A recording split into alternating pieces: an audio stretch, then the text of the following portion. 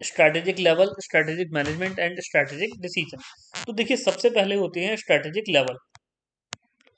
अब strategic level में तीन लेवल होते हैं। सबसे पहले फंक्शनल लेवल, बिजनेस लेवल और कॉरपोरेट लेवल।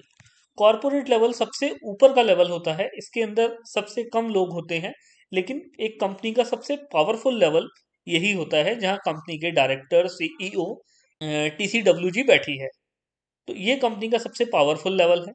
इसके बाद कंपनी का बिजनेस लेवल आता है, जहां पर सिलेक्टेड पीपल हैं, जहाँ सारे मैनेजर्स बैठे हैं, सेल्स मैनेजर बैठा है या फंक्शनल मैनेजर बैठे हैं या आपका प्लांट हेड बैठे हैं। तो ये बिजनेस लेवल है। और उसके बाद सबसे छोटा लेवल फंक्शनल लेवल, जहाँ पर सुपरवाइजर हैं, जहाँ पर मुंशी है, ये सारे लोग, या क्यूसी है, ये सारे लोग फंक्शनल लेवल में आते हैं। तो ये कंपनी के तीन लेवल हैं, कॉर्पोरेट लेवल, बिजनेस लेवल और फंक्शनल लेवल।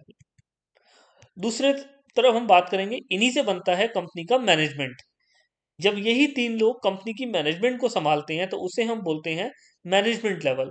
अब मैनेजमेंट लेवल में लोअर मैनेजमेंट होती है, मिडिल मैनेजमेंट होती है और टॉप मैनेजमेंट होती है। जो कॉरपोरेट लेवल के लोग हैं यही क्या कहलाते हैं, टॉप मैनेजमेंट कहलाते हैं। जो बिजनेस लेवल के लोग हैं ये क्या कहलाते हैं, मिडिल मैनेजमेंट कहलाते हैं। और जो फंक्शनल लेवल के लोग हैं यही क्या कहलाती है, लोअर मैनेजमेंट कहलाती है। तो इनसे बनता है कंपनी का मैनेजमेंट लेवल। और उसके बाद ये मैनेजमेंट लेवल डिसीजन लेती है। तो इनके डिसीजन किस तरह से होते हैं, तो देखिए जो लोअर मैनेजमेंट होती है वो किस तरह के डिसीजन लेगी, ऑपरेशनल डिसीजन लेती है। जैसे मशीन की रिपेयरिंग की बात करो, ओवर टाइम की बात करो, इस तरह के छोटे छोटे जो डिसीजन होते हैं, रूटीन डिसीजन होते हैं, उनको लेने का काम किसका है, कंपनी की लोअर मैनेजमेंट का काम है, जो ऑपरेशनल डिसीजन लेती है। टेक्टिकल डिसीजन इनको कौन लेगा, मिडिल मैनेजमेंट लेती है। जैसे सेल्स से रिलेटेड है तो सेल्स मैनेजर डिसीजन लेगा, परचेज से रिलेटेड है तो परचेज मैनेजर डिसीजन लेगा, किसी स्पेसिफिक प्लांट हेड को अपने प्लांट से रिलेटेड डिसीजन लेने की पावर है। तो जो टेक्टिकल डिसीजन होते हैं उनको कौन लेता है, मिडिल मैनेजमेंट लेती है।